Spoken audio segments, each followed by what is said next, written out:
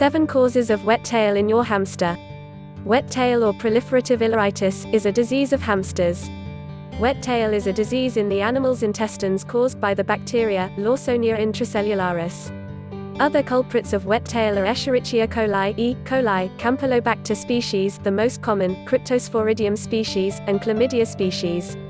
These are normal bacteria that are found in your hamster's intestines. Even with treatment, the animal can die within 48 to 72 hours. A proper vet diagnosis is a must. Wet tail is a stress-related illness. Such stress can be caused by a variety of factors, including, number 1. Too much handling. Number 2. Change in environment. Number 3. Change in diet. Number 4. Extremely unclean caging. Number 5. Being away from mother and/or siblings. Number 6. Illness or death of a pair bond or mate. Number 7. Improper caging. Baby hamsters are much more likely to get the disease than older hamsters. The symptoms may not appear for several days. The main symptom is the animal has a wet tail, matted with feces. Other signs of the disease are, number 1. Smell, foul odor. Number 2. Diarrhea. Number 3. Lethargy. Number 4. Lack of appetite. Number 5. Excess sleeping. Number 6. Walking with a hunched back. Number 7. Folded ears. Number 8. Unusual temper such as biting or nipping. Treatment. Recovery is most likely if it is spotted within the first 24 to 48 hours, and you should seek veterinary advice. A vet may choose to give the animal drugs. The sick animal should be kept in a cage by itself so that others do not catch the disease. Wet tail can be very contagious, so sanitize all objects the animal has come in contact with: wheel, food dish, huts, etc.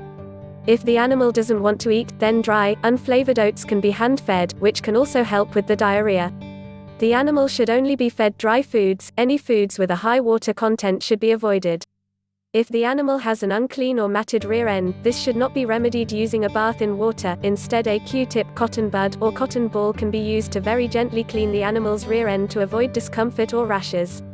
If the animal is not drinking, hydration can be aided by scruffing, i.e. very gently holding the rodent by the extra skin on the back of the neck, the animal, so that they open their mouth. Then in small, short intervals, water can be provided with a 1 milliliter syringe.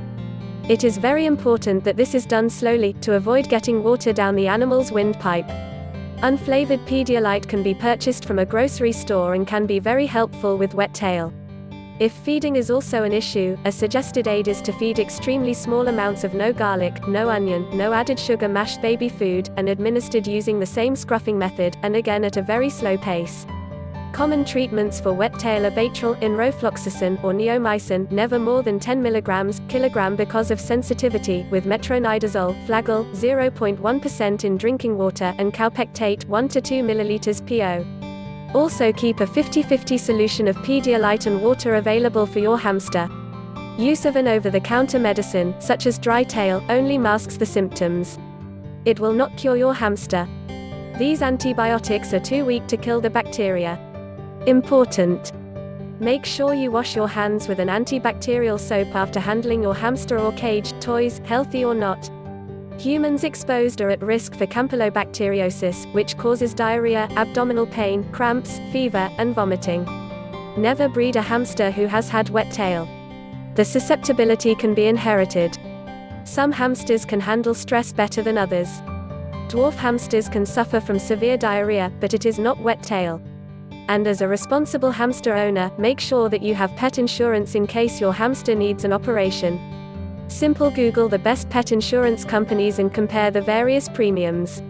If you look, you'll find a pet insurance plan you can afford. Thanks for watching. Please subscribe if you love hamsters.